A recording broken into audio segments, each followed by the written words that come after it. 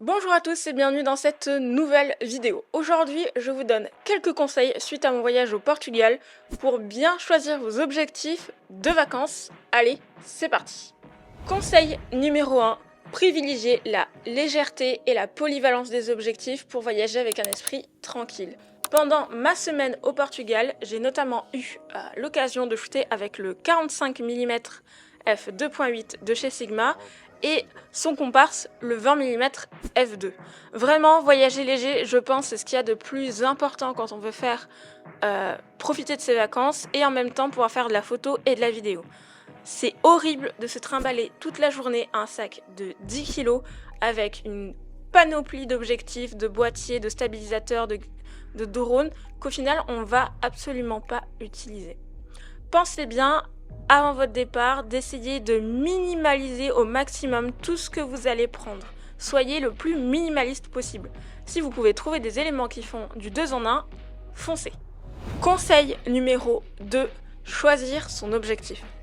Vous avez le choix entre deux types d'objectifs. J'en ai déjà fait une vidéo que je vous affiche en i, mais je vais résumer très rapidement. Vous avez les objectifs fixes et les zooms. L'avantage des zooms, c'est que c'est polyvalent, vous avez plusieurs plages focales. Ça peut être assez lumineux, de 8, 4, 1,8 pour le nouveau Sigma 28-45, et c'est assez lourd. Généralement, c'est assez lourd un zoom. Par contre, si vous prenez l'autre gamme d'objectifs, donc les focales fixes, vous gagnez en légèreté, en qualité de construction, en qualité d'image, mais vous perdez en flexibilité. Pour vous donner un exemple, au Portugal, j'avais le 45 mm f2.8 avec le 20 mm, et regardez-moi la taille de cet objectif. Littéralement, il fait la taille de mon pouce. Ça doit être une dizaine de centimètres. Et c'est un 45 mm f2.8, donc très lumineux quand même pour cette taille d'objectif.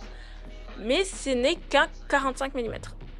Je n'aurais pas... Alors j'avais le 20 mm qui faisait l'ultra grand angle, mais je n'avais pas de 100, de 85. Donc c'est un choix que vous devez faire et que vous devez avoir en tête au moment de faire votre sac photo. Et ça tombe bien, ce choix, vous pouvez aisément le faire en fonction de votre voyage. C'est le conseil numéro 3, adaptez votre sac à votre style de voyage. Je suppose que vous savez à l'avance où est-ce que vous allez partir. Est-ce que ça va être plutôt ville? Est-ce que ça va être plutôt nature? Est-ce que ça va être plutôt photo de rue ou paysage? Ça, c'est à vous de le définir à l'avance. Et en fait, en ayant une idée de ce que vous allez faire, ça va déjà vous limiter dans la quantité d'objectifs et dans le type d'objectif que vous pouvez prendre. Si vous partez, je sais pas, une semaine en pleine grande ville européenne ou américaine, je vais pas vous conseiller de prendre un 100-400. Ça peut se faire, ça peut être très créatif.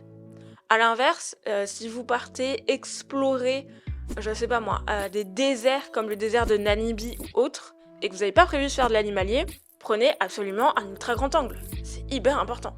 Donc voilà, c'est quelques petits conseils. Moi, pour le Portugal, j'ai préféré prendre un 20 et un 45, parce que je savais que dans l'Algarve, donc le sud du Portugal, il y avait des falaises magnifiques à voir.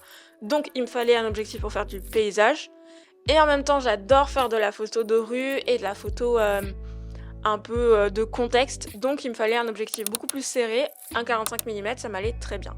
J'ai pas eu de plage focale autre, que ce soit du 85, du 70-200. Et j'ai réussi à m'en sortir. Je dis pas que c'est l'idéal.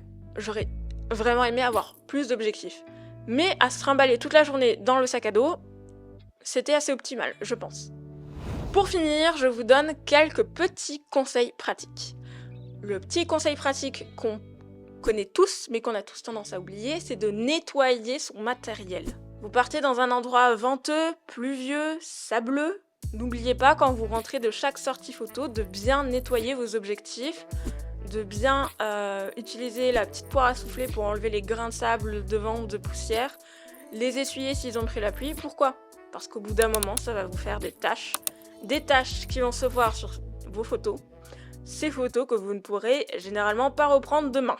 Deuxième conseil qui peut vous être utile, prenez de quoi vider vos cartes SD. Si vous partez plus d'une semaine, généralement pour moi c'est plus de 3 jours, je prends mon ordinateur pour vider mes cartes SD. Vous avez aujourd'hui des solutions qui me permettent de ne pas avoir à prendre d'ordinateur et de vider des cartes SD sur un disque dur via des systèmes autres. Mais prenez ça, ou votre PC, ou votre tablette, ou votre smartphone, peu importe, prenez quelque chose. Pourquoi je vous dis ça? Parce que les cartes SD, c'est quand même assez fragile, surtout dans le temps. Et il peut vous arriver qu'il y ait une erreur d'écriture ou un bug complet de la carte à un moment pendant votre séjour.